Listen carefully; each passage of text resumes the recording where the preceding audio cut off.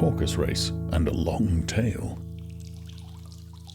They were indeed a queer-looking party that assembled on the bank. The birds with draggled feathers, the animals with their fur clinging close to them, and all dripping wet, cross and uncomfortable. The first question, of course, was how to get dry again. They had a consultation about this, and after a few minutes it seemed quite natural to Alice to find herself talking familiarly with them, as if she had known them all her life. Indeed, she had quite a long argument with the Lory, who at last turned sulky and would only say, "I'm older than you and must know better." And this Alice would not allow without knowing how old it was, and as the Lory positively refused to tell its age, there was no more to be said. At last, the mouse, who seemed to be a person of some authority among them, called out, "Sit down, all of you, and listen to me. I'll soon make you all dry enough." They all sat down at once in a large ring with the mouse in the middle. Alice kept her eyes anxiously fixed on it, for she felt sure she would catch a bad cold if she did not get dry very soon. Ahem. Said the mouse with an important air. Are you all ready? This is the driest thing I know. Silence all around, if you please. Ahem. William the Conqueror, whose cause was favoured by the Pope, was soon submitted to by the English, who wanted leaders and had been of late much accustomed to the usurpation and conquest. Edward and Morcar, the Earls of Mercia and Northumbria. Ugh. Said the Lory with a shiver. I beg your pardon? Said the mouse, frowning but very politely. Did you speak? Not I. Said the Lory hastily. I thought you did. Said the mouse. I proceed. Edward and Morcar, the Earls of Mercia and Northumbria, declared for him, and even Stigand, the patriotic Archbishop of Canterbury, found it advisable. Found what? Said the duck. Found it. The mouse replied rather crossly. Of course you know what it means. I know what it means well enough when I find a thing. Said the duck. It's generally a frog or a worm. The question is, what did the Archbishop find? The mouse did not notice this question, but hurriedly went on. Found it advisable to go with Edgar Atheling to meet William and offer him the crown. William's conduct at first was moderate, but the influence of his Normans... How are you getting on now, my dear? It continued, turning to Alice as it spoke. As wet as ever, Said Alice in a melancholy tone.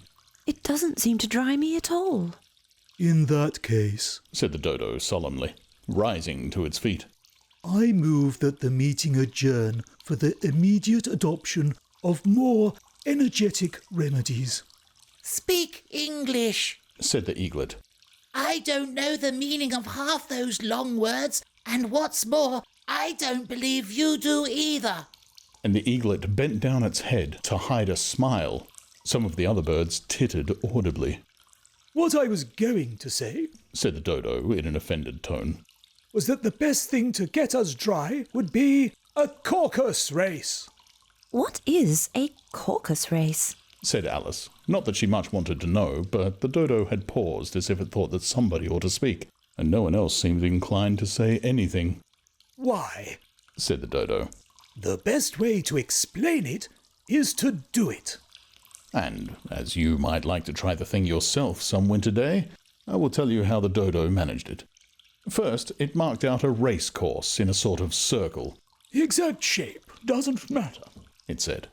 And then all the party were placed along the course here and there.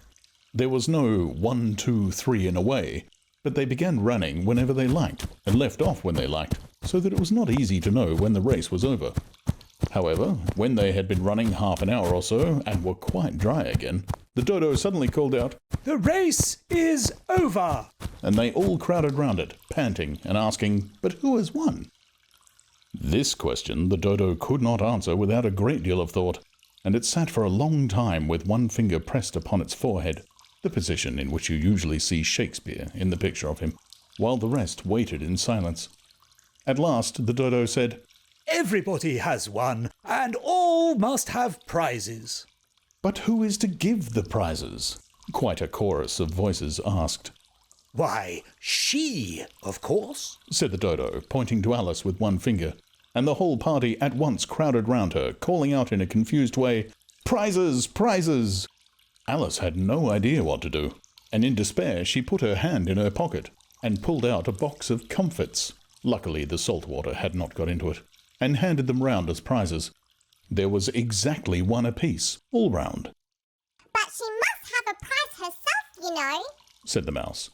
Of course. The dodo replied very gravely. What else have you got in your pocket? He went on, turning to Alice. Only a thimble. Said Alice sadly. Hand it over here. Said the dodo. Then they all crowded round her once more, while the dodo solemnly presented the thimble, saying, We beg your acceptance of this elegant thimble. and when it had finished this short speech, they all cheered. Alice thought the whole thing very absurd, but they all looked so grave that she did not dare to laugh, and as she could not think of anything to say, she simply bowed and took the thimble, looking as solemn as she could. The next thing was to eat the comfits. This caused some noise and confusion, as the large birds complained that they could not taste theirs, and the small ones choked and had to be patted on the back. However, it was over at last, and they sat down again in a ring and begged the mouse to tell them something more, You promised to tell me your history, you know, said Alice. and why it is you hate C and D. She added in a whisper, half afraid that it would be offended again, Mine is a long and sad tale. said the mouse, turning to Alice and sighing. It is a long tale, certainly. Said Alice, looking down with wonder at the mouse's tail, But why do you call it sad? and she kept on puzzling about it while the mouse was speaking, so that her idea of the tale was something like this. Fury said to a mouse that he met in the house, Let us both go to law. I will prosecute you. Come, I'll take no denial. We must have a trial. For really this morning I've had nothing to do. Said the mouse to the cur, Such a trial, dear sir, with no jury or judge, would be wasting our breath. I'll be judge, I'll be jury, said cunning old Fury. I'll try the whole cause and condemn you to death. You are not attending, Said the mouse to Alice severely. what are you thinking of? I beg your pardon. Said Alice very humbly. You had got to the fifth bend, I think. I had not. Cried the mouse sharply and very angrily. A knot? Said Alice, always ready to make herself useful, and looking anxiously about her. Oh, do let me help to undo it. I shall do nothing of the sort. Said the mouse, getting up and walking away. You insult me by talking such nonsense. I didn't mean it. Pleaded poor Alice. But you're so easily offended, you know. The mouse only growled in reply. Please, come back and finish your story. Alice called after it, and the others all joined in chorus. Yes, please do. But the mouse only shook its head impatiently and walked a little quicker. What a pity it wouldn't stay. Sighed the lory as soon as it was quite out of sight. And an old crab took the opportunity of saying to her daughter, Now, my dear, let this be a lesson to you never to lose your temper. Hold your tongue, Ma. said the young crab a little snappishly. You're enough to try the patience of an oyster. I wish I had our Dina here. I know I do. Said Alice aloud, addressing nobody in particular. She'd soon fetch it back. And who is Dina, if I might venture to ask the question? Said the lory. Alice replied eagerly, for she was always ready to talk about her pet. Dina's our cat, and she's such a capital one for catching mice you can't think. And oh, I wish you could see her after the birds. Why, she'll eat a little bird as soon as you can look at it. This speech caused a remarkable sensation among the party. Some of the birds hurried off at once. One old magpie began wrapping itself up very carefully, remarking, I really must be getting home. The night air doesn't suit my throat. and a canary called out in a trembling voice to its children. Come away, my dears. It's high time you were all in bed. On various pretexts, they all moved off, and Alice was soon left alone. Oh, I wish I hadn't mentioned Dina. She said to herself in a melancholy tone. Nobody seems to like her down here. and I'm sure she's the best cat in the world. Oh, my dear Dina, I wonder if I shall ever see you any more. And here poor Alice began to cry again, for she felt very lonely and low-spirited.